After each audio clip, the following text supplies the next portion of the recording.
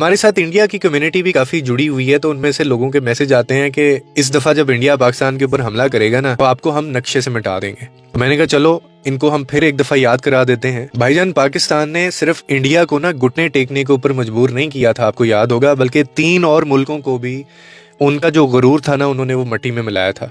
जब इंडिया आया था ना यहाँ पे पाकिस्तान, तो वो अकेला नहीं आया था, बल्कि रशिया का जो S-400 जो डिफेंस सिस्टम है ना, वो भी लेके आया था, जिसको दुनिया का बेहतरीन डिफेंस सिस्टम कहा जाता है।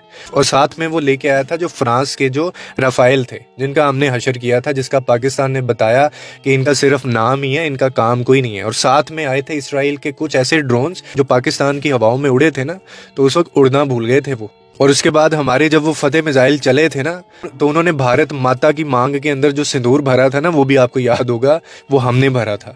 और इसके अलावा आपके जो राफेल जेट्स थे ना, उनका हमारे JF-17 के साथ जब मुकाबला हुआ था, तो इंडिया के जो पायलट्स थे, उन्होंने सबसे पहले जाके गूगल पे पता क्या सर्च किया था कि how to escape Pakistani JF-17।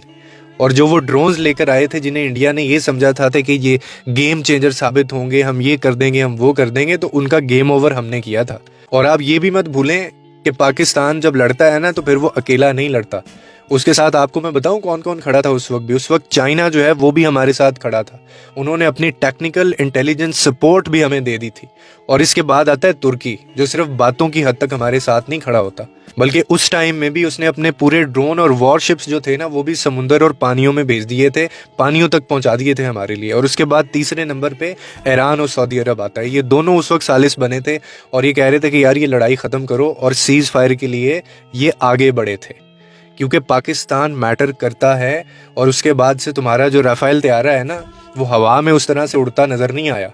तुम लोग तो अपने तैयारों को निशाना बना देते हो और कहते हैं कि जी टारगेट अकम्प्लिश्ड। तो तुम लोग लड़ोगे हमारे साथ?